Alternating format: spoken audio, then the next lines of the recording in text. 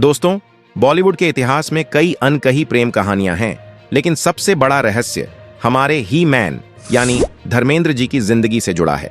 70 के दशक में देओल परिवार में एक ऐसा भूचाल आया था जिसने 3 जिंदगियों को हमेशा के लिए उलझा दिया। एक तरफ थीं उनके संघर्ष के दिनों की साथी पहली पत्नी प्रकाश कौर जी, और दूसरी तरफ थीं बॉलीवुड की ड्रीम गर्ल हेमा मालिनी जी, जिन पर धर्मेंद्र अपना दिल हार बैठे थे। बॉलीवुड के गलियारों में आज भी 50 साल पुराने उस ऐतिहासिक राज का जिक्र होता है। आखिर प्रकाश कौर जी का वो कड़ा फैसला क्या था जिसने धर्मेंद्र और हेमा मालिनी को एक ऐसा कदम उठाने पर मजबूर कर दिया जिसकी किसी ने उम्मीद नहीं की थी। और सालों खामोश रहने के बाद जब प्रकाश कौर ने पहली बार अपनी चुप्पी तोड़ी तो हेमा जी को लेकर ऐसा क्या कहा जिसे बॉलीवुड का सबसे बड़ा एक्सपोज माना जाता है। आज हम इसी ऐतिहासिक कहानी का पूरा सच डिकोड करेंगे, लेकिन हकीकत का पर्दा उठाने से पहले आप हमें कमेंट करके जरूर बताएं कि आप हमारी यह खास वीडियो भारत के किस राज्य से देख रहे हैं। चलिए सफर शुरू करते हैं। दोस्तों, इस 50 साल पुराने राज्य की जड़ें बॉलीवुड के स्टूडियोज में नहीं बल्कि पंजाब के एक छोटे से गांव साहनेवाल में छिपी हैं। यह कहानी शुरू होती है आजादी के कुछ सालों बाद। धर्म सिंह देओल, जो आगे चलकर देश के सबसे बड़े सुपरस्टार बने, बचपन से ही फिल्मों के दीवाने थे। वो मीलों पैदल चलकर सिनेमा घर जाते थे और पर्दे पर सुरैया और दिलीप कुमार को देखकर खुद भी हीरो बनने के सपने बुना करते थे। लेकिन पंजाब के एक पारंपरिक जाट सिख परिवार में उन दिनों फिल्मों में जाने की बात करना भी किसी गुनाह से कम नहीं माना जाता था। पिता स्कूल में हेडमास्टर थे और अनुशासन बहुत सख्त था। साल 1954 की बात है, जब धर्मेंद्र सिर्फ 19 साल के एक नौजवान थे। उनके सपनों की उड़ान शुरू होने से पहले ही परिवार की मर्जी और समाज के रीति रिवाजों के चलते उनकी शादी तय कर दी गई। यह एक ठेठ अरेंज मैरिज थी। उनकी जीवन संगिनी बनी प्रकाश कौर। प्रकाश कौर एक बेहद सादी, घरेलू, शांत और पारिवारिक मूल्यों को मानने वाली महिला थीं। उनका फिल्मों की दुनिया, चकाचौंध या ग्लैमर से कोई वास्ता नहीं था। उनका पूरा जीवन उनके पति और उनके परिवार के इर्द गिर्द घूमता था। शादी के बाद धर्मेंद्र के ऊपर जिम्मेदारियां आ गईं, लेकिन उनके अंदर का वो एक्टर बनने का कीड़ा कभी नहीं मरा। प्रकाश कौर जानती थीं कि उनके पति की आंखों में कोई और ही सपना पल रहा है। जब धर्मेंद्र ने फिल्म फेयर मैगजीन के एक टैलेंट हंट में अपनी तस्वीरें भेजने का फैसला किया तो प्रकाश कौर ने एक आदर्श पत्नी की तरह उनका पूरा साथ दिया। जब धर्मेंद्र अपनी किस्मत आजमाने और अपने सपनों को हकीकत में बदलने के लिए बंबई, आज का मुंबई, आए तो उनका रास्ता आसान नहीं था। वो दिन रात स्ट्रगल करते थे, कई बार भूखे पेट सोते थे, मीलों पैदल चलते थे। मुंबई के एक छोटे से गैराज जैसी जगह में रहकर वो प्रोड्यूसरों के दफ्तरों के चक्कर काटते थे। उस कड़े संघर्ष के दौर में प्रकाश कौर पंजाब में अपने ससुराल में रहकर परिवार संभाल रही थीं। वो धर्मेंद्र के बच्चों सनी देओल और बॉबी देओल की परवरिश कर रही थीं। उन्होंने कभी अपने पति से कोई शिकायत नहीं की।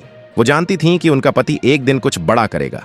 प्रकाश कौर उस नींव की तरह थीं जो जमीन के नीचे रहकर एक बहुत बड़ी इमारत का बोझ उठाती है, लेकिन कभी बाहर से दिखाई नहीं देती। धीरे धीरे धर्मेंद्र की मेहनत रंग लाई। उनकी शक्ल सूरत, उनकी लंबी चौड़ी कद काठी और उनकी वो कातिलाना मुस्कान कैमरे को भा गई। फूल और पत्थर, सत्यकाम, बंदिनी, एक के बाद एक फिल्मों ने धर्मेंद्र को रातों रात सुपरस्टार बना दिया। वो ही मैन बन गए। उनके पास दौलत आ गई, शोहरत आ गई और वो सब कुछ आ गया जिसके लिए वो पंजाब से आए थे। उन्होंने अपने परिवार को मुंबई बुला लिया, लेकिन इतना बड़ा स्टारडम मिलने के बाद भी प्रकाश कौर कभी भी उस फिल्मी चकाचौंध में नहीं रंगी। उन्होंने कभी किसी फिल्मी पार्टी में शिरकत नहीं की, कभी मैगजीन के लिए पोज नहीं दिया। उनका संसार उनका घर था और उनके भगवान उनके पति। लेकिन उन्हें नहीं पता था कि उनके इस शांत और सुकून भरे संसार में जल्द ही एक बहुत बड़ा तूफान आने वाला है। साल 1970 बॉलीवुड में एक ऐसी अदाकारा की एंट्री हुई जिसने अपनी पहली ही नजर से पूरे देश को अपना दीवाना बना लिया। साउथ इंडिया से ताल्लुक रखने वाली इस बेहद खूबसूरत क्लासिकल डांसर और टैलेंटेड हीरोइन का नाम था हेमा मालिनी। उनकी बड़ी बड़ी आंखें, उनकी बेदाग खूबसूरती और उनकी सादगी ने उन्हें रातों रात ड्रीम गर्ल का खिताब दिला दिया था। उस दौर के बड़े बड़े सुपरस्टार्स संजीव कुमार, जितेंद्र, राजकुमार, सभी हेमा मालिनी की एक झलक पाने को बेताब रहते थे। लेकिन किस्मत को कुछ और ही मंजूर था। फिल्म तुम हसीन मैं जवां के सेट पर धर्मेंद्र और हेमा मालिनी की पहली बार मुलाकात हुई। पर्दे पर जब ये दोनों साथ आए तो मानो जादू हो गया। दर्शकों ने इनकी केमिस्ट्री को इतना प्यार दिया कि हर डायरेक्टर सिर्फ इसी जोड़ी को अपनी फिल्म में लेना चाहता था। नया जमाना, राजा जानी, सीता और गीता, दोस्त, चरस और फिर ऐतिहासिक फिल्म शोले, दोनों ने एक साथ लगातार कई ब्लॉकबस्टर फिल्में दी। और इसी फिल्मी सफर के दौरान सेट पर साथ हंसते बोलते, सुख दुख बांटते हुए दोनों कब एक दूसरे के बेहद करीब आ गए, ये उन्हें खुद भी पता नहीं चला। धर्मेंद्र, जो पहले से ही शादीशुदा थे और 4 बच्चों के पिता थे, हेमा मालिनी की मासूमियत और उनके अंदाज पर पूरी तरह से अपना दिल हार बैठे थे। वहीं हेमा मालिनी, जो जानती थीं कि धर्मेंद्र शादीशुदा हैं, वो भी खुद को ही मैन के उस बेपनाह प्यार और उनकी इंसानियत से दूर नहीं रख पाईं। प्यार कब, कहां और किससे हो जाए, इस पर किसी का जोर नहीं चलता। बॉलीवुड के गलियारों में अब सिर्फ और सिर्फ धर्म और हेमा के इश्क के चर्चे थे। कहा जाता है कि शोले की शूटिंग के दौरान धर्मेंद्र जानबूझकर लाइटमैन को पैसे देते थे ताकि वो सीन में गलती करे और धर्मेंद्र को हेमा मालिनी के साथ बार बार रिटेक करने का मौका मिले। ये दोनों एक दूसरे के प्यार में इस कदर डूब चुके थे कि इन्हें दुनिया की कोई परवाह नहीं थी। लेकिन दोस्तों, प्यार करना जितना आसान होता है, उसे समाज और परिवार के सामने निभाना उतना ही मुश्किल। हेमा मालिनी का परिवार, खास तौर पर उनकी सख्त मां जया चक्रवर्ती, इस रिश्ते के बिल्कुल खिलाफ थीं। एक मां होने के नाते उनका डर बिल्कुल लाजमी था। वो नहीं चाहती थीं कि उनकी बेटी किसी ऐसे इंसान से शादी करे जो पहले से शादीशुदा हो, जिसके 4 बच्चे हों। वो नहीं चाहती थीं कि उनकी बेटी पर किसी का घर तोड़ने वाली औरत का ठप्पा लगे। जया चक्रवर्ती ने हेमा मालिनी की शादी जितेंद्र और संजीव कुमार जैसे कुंवारे स्टार्स से तय करने की पूरी कोशिश की। यहां तक कि एक बार तो जितेंद्र के साथ शादी का मंडप तक सज गया था। लेकिन हेमा मालिनी ने साफ कह दिया था कि उनके दिल पर सिर्फ और सिर्फ धर्मेंद्र का राज है। अगर वो शादी करेंगी तो सिर्फ धर्मेंद्र से, वरना वो ताउम्र कुंवारी रहेंगी। उधर धर्मेंद्र की हालत भी कुछ ऐसी ही थी। वो हेमा के बिना अपनी जिंदगी की कल्पना भी नहीं कर पा रहे थे। लेकिन अब धर्मेंद्र के सामने एक ऐसा पहाड़ खड़ा था जिसे पार करना लगभग नामुमकिन था, और वो पहाड़ था उनकी पहली पत्नी प्रकाश कौर। दोस्तों, यहां एक बात गौर करने वाली है। 70 का दशक आज जैसा नहीं था। उस दौर के भारत में तलाक को एक बहुत बड़े कलंक की तरह देखा जाता था। धर्मेंद्र जी पंजाब के एक पारंपरिक जाट परिवार से थे, जहां पिता स्कूल के हेडमास्टर थे और अनुशासन बहुत सख्त था। धर्मेंद्र जी उस वक्त एक भयानक दोराहे पर खड़े थे। एक तरफ उनका वो प्यार था जिसे उन्होंने ड्रीम गर्ल के रूप में पाया था, और दूसरी तरफ उनकी वो इज्जत थी जो उन्होंने एक आदर्श बेटे और पिता के रूप में कमाई थी। कहा जाता है कि उन दिनों धर्मपाजी कई रातों तक सो नहीं पाते थे। वो अक्सर अपने करीबी दोस्तों से कहते थे कि मैं किसी का दिल नहीं दुखाना चाहता, लेकिन मैं हेमा के बिना रह भी नहीं सकता। यह एक ऐसी जंग थी जो वो समाज से नहीं बल्कि खुद अपने आप से लड़ रहे थे। उनका स्टारडम 7वें आसमान पर था, लेकिन घर के अंदर एक गहरी खामोशी थी। वो जानते थे कि उनका एक भी गलत फैसला उनके बच्चों सनी और बॉबी के भविष्य पर सवाल खड़ा कर सकता है। जरा उस दौर के सामाजिक हालात और धर्मेंद्र के धर्म संकट को समझने की कोशिश कीजिए। धर्मेंद्र अपनी पहली पत्नी प्रकाश कौर और अपने बच्चों सनी और बॉबी से भी बहुत प्यार करते थे। उन्होंने हमेशा अपनी जिम्मेदारियां उठाई थीं, लेकिन वो हेमा मालिनी को भी अपनी कानूनी पत्नी का दर्जा देना चाहते थे। भारत के हिंदू मैरिज एक्ट का कानून बहुत सख्त है।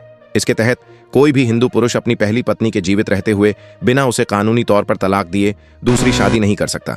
अगर वो ऐसा करता है तो वो शादी मान्य नहीं होती और उसे जेल भी हो सकती है। अब धर्मेंद्र के पास सिर्फ एक ही रास्ता था, प्रकाश कौर से तलाक लेना। जब धर्मेंद्र ने भारी मन से प्रकाश कौर के सामने तलाक की बात रखी तो एक ऐसा पल आया जिसने पूरे देओल परिवार की नींव हिला दी। प्रकाश कौर, जो हमेशा खामोश रहती थीं, जो हमेशा हर बात मान लेती थीं, वो इस बार एक चट्टान की तरह खड़ी हो गईं। उन्होंने धर्मेंद्र को साफ और बेहद कड़े शब्दों में तलाक देने से इनकार कर दिया। ये कोई जिद नहीं थी, ये एक मां की पुकार थी। प्रकाश कौर ने कोई गुनाह नहीं किया था। उन्होंने अपनी जवानी, अपना पूरा जीवन उस परिवार को सींचने में लगा दिया था। सनी और बॉबी अब बड़े हो रहे थे, उन्हें दुनिया की समझ आ रही थी। प्रकाश कौर नहीं चाहती थीं कि उनके बच्चों के माथे पर तलाकशुदा माता पिता के बच्चों का दाग लगे। वो नहीं चाहती थीं कि उनका बसा बसाया घर किसी और औरत के आने से उजड़ जाए। उन्होंने स्पष्ट कर दिया कि आप मेरे पति हैं और ताउम्र रहेंगे, मैं आपको कभी तलाक नहीं दूंगी। धर्मेंद्र अंदर से जानते थे कि प्रकाश कौर अपनी जगह सही हैं।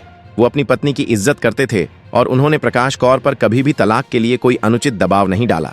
जब हिंदू कानून के तहत शादी करना नामुमकिन हो गया और प्रकाश कौर ने तलाक देने से साफ मना कर दिया, तो धर्मेंद्र और हेमा मालिनी ने प्यार की खातिर एक ऐसा रास्ता चुना जिसने पूरे देश में टहलका मचा दिया। कई ऐतिहासिक दस्तावेजों, बायोग्राफीज और मीडिया आर्काइव्स के मुताबिक साल 1979 से 1980 के दौरान कानूनी अड़चनों से बचने के लिए धर्मेंद्र और हेमा मालिनी ने इस्लाम धर्म अपनाने का फैसला किया। इस्लामिक कानून के तहत एक पुरुष को एक से ज्यादा शादियां करने की इजाजत होती है। कहा जाता है कि निकाहनामे को कानूनी रूप देने के लिए धर्मेंद्र ने अपना नाम बदलकर दिलावर खान रख लिया और हेमा मालिनी ने अपना नाम आयशा बी रख लिया। इसके बाद बेहद गुपचुप तरीके से खंडाला के एक प्राइवेट घर में दोनों ने निकाह कर लिया।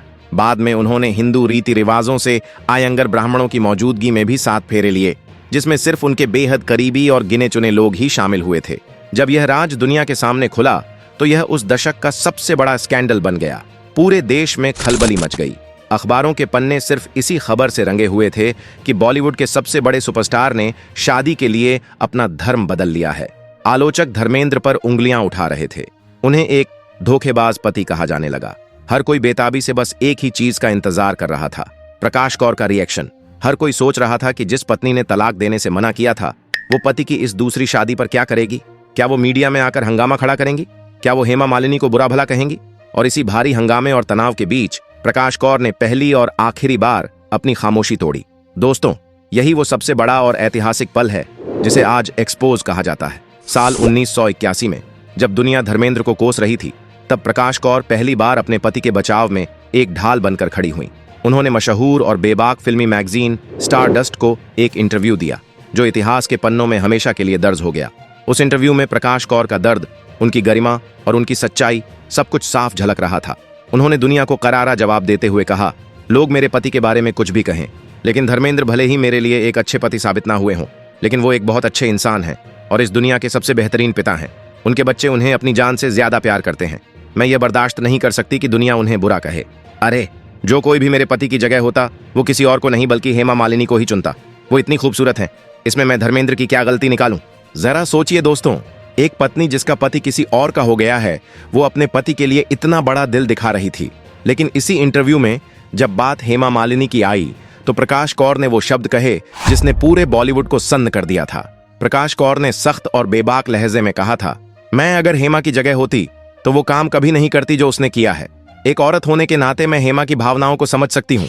मैं जानती हूँ कि प्यार पर किसी का जोर नहीं होता, लेकिन मैं कभी किसी दूसरी औरत का घर तोड़कर, उसके बच्चों का सुकून छीनकर अपना घर नहीं बसाती। हेमा ने जो किया वो मेरे हिसाब से बिल्कुल गलत है।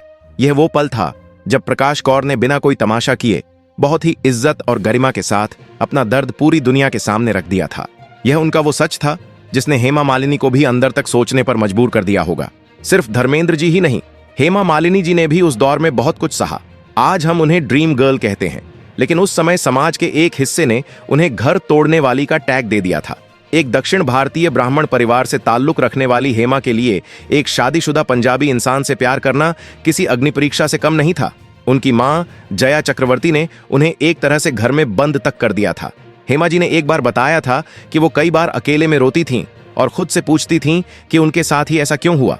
वो प्रकाश कौर जी को कोई दुख नहीं पहुंचाना चाहती थीं, लेकिन प्यार पर उनका काबू नहीं था। उस दौर की फिल्मी मैगजीन्स ने उनके बारे में बहुत कड़वी बातें लिखीं, लेकिन हेमा ने कभी पलटकर जवाब नहीं दिया। उन्होंने तय कर लिया था कि वो इस रिश्ते को पूरी मर्यादा के साथ निभाएंगी। उन्होंने कभी धर्मेंद्र जी पर यह दबाव नहीं बनाया कि वो अपने पहले परिवार को छोड़ दें। यही वो हिम्मत थी जिसने इस रिश्ते को आखिरी दम तक मजबूत बनाए रखा। इस ऐतिहासिक इंटरव्यू और दूसरी शादी के बाद जो हुआ, वो भी किसी चमत्कार से कम नहीं था। धर्मेंद्र ने अपनी दोनों जिंदगियों, अपने दोनों परिवारों के बीच एक बहुत ही बारीक लेकिन लोहे जैसी मजबूत लाइन खींच दी। उन्होंने तय किया कि उनका पहला परिवार और दूसरा परिवार कभी एक दूसरे की जिंदगी में दखल नहीं देंगे। यहां हमें हेमा मालिनी जी की भी दाद देनी होगी। शादी के बाद हेमा मालिनी ने इस लक्ष्मण रेखा को पूरी इज्जत के साथ माना। पिछले 45 सालों में हेमा मालिनी कभी भी प्रकाश कौर के उस घर में नहीं गईं जहां धर्मेंद्र का पहला परिवार रहता है। उन्होंने अपनी एक अलग दुनिया बसाई, जहां उनकी दो बेटियां ईशा और अहाना देओल हुईं। हेमा मालिनी ने अपनी एक किताब में बहुत ही स्पष्टता से लिखा है कि मैं किसी को दुख नहीं पहुंचाना चाहती थी। धर्म जी ने मेरे लिए जो किया, मैं उससे बहुत खुश हूं। उन्होंने अपनी पहली पत्नी और बच्चों को कभी नहीं छोड़ा, और सच कहूं तो मैं कभी नहीं चाहती थी कि वो मेरे लिए उन्हें छोड़ें। मैंने प्रकाश कौर जी को कभी डिस्टर्ब नहीं किया। मैं उनके त्याग का बहुत सम्मान करती हूं। शुरुआत में सनी देओल और बॉबी देओल इस बात से बहुत आहत थे। एक जवान होते बेटे के लिए अपनी मां की आंखों में आंसू देखना दुनिया का सबसे बड़ा दर्द होता है, लेकिन समय सबसे बड़ा मरहम है। समय के साथ सनी और बॉबी ने भी अपने पिता की इस सच्चाई को स्वीकार कर लिया। हालांकि हेमा मालिनी और देओल ब्रदर्स के बीच कभी बहुत करीब के रिश्ते नहीं रहे, लेकिन उन्होंने कभी मीडिया के सामने एक दूसरे का अपमान नहीं किया। अक्सर लोग पूछते हैं कि सनी देओल और बॉबी देओल ने अपनी मां के साथ हुए इस व्यवहार पर क्या किया। दोस्तों, एक बेटे के लिए अपनी मां की आंखों में आंसू देखना दुनिया का सबसे बड़ा बोझ होता है। सनी देओल उस वक्त जवान हो रहे थे और वो अपने पिता के बहुत करीब थे। जब उन्हें इस दूसरी शादी का पता चला तो वो अंदर से पूरी तरह टूट गए थे। कहा जाता है कि सनी और बॉबी ने कई महीनों तक अपने पिता से ठीक से बात नहीं की थी, लेकिन प्रकाश कौर जी की परवरिश ही ऐसी थी कि उन्होंने अपने बच्चों के मन में पिता के लिए नफरत नहीं भरने दी। उन्होंने अपने बेटों को सिखाया कि चाहे जो भी हो, धर्मेंद्र उनके पिता हैं और उनका सम्मान करना उनका फर्ज है। आज जो हम सनी और बॉबी का अपने पिता के प्रति बेपनाह प्यार देखते हैं, उसके पीछे प्रकाश कौर जी का वो बड़ा दिल है जिन्होंने अपने बच्चों को कभी बिखरने नहीं दिया। ये त्याग ही इस परिवार को बॉलीवुड का सबसे सम्मानित परिवार बनाता है। दोस्तों, इस पूरी कहानी में एक ऐसा पहलू भी है जिस पर अक्सर लोगों की नजर नहीं जाती, और वो है खुद धर्मेंद्र जी के दिल का अनकहा बोझ। बाहर से दुनिया को सब कुछ एकदम परफेक्ट और फिल्मी लगता था। ही मैन के पास बेहिसाब शोहरत थी, लेकिन क्या सच में एक इंसान के लिए अपनी भावनाओं और अपने समय को दो अलग अलग परिवारों में बांटना इतना आसान होता है? बिल्कुल नहीं। धर्मेंद्र जी दिल के इतने नर्म इंसान थे कि वो किसी की आंखों में आंसू नहीं देख सकते थे। अपनी जिंदगी के आखिरी पड़ाव में जब वो चकाचौंध से दूर अपने फार्म हाउस पर सादगी से वक्त बिता रहे थे, तो वो अक्सर पुरानी यादों में खो जाते थे। उन्हें हमेशा इस बात की एक गहरी टीस रही कि उनके एक फैसले ने उनके अपनों को एक ऐसा दर्द दिया है जिसे कोई दवा नहीं भर सकती। उन्होंने अपने कई साक्षात्कारों में यह माना कि इंसान से गलतियां होती हैं और वो खुद को कभी कोई फरिश्ता नहीं मानते। उन्होंने जो भी किया वो प्यार में किया, लेकिन उसके अंजाम की कीमत उनके पूरे परिवार ने चुकाई। वहीं दूसरी तरफ हेमा मालिनी जी का सफर भी कोई फूलों की सेज नहीं था। शादी के बाद धर्मेंद्र जी को अपना ज्यादातर समय अपने पहले परिवार प्रकाश कौर जी और अपने काम को देना पड़ता था। ऐसे में हेमा मालिनी ने अपनी दोनों बेटियों ईशा और अहाना को लगभग एक सिंगल मदर की तरह पाला।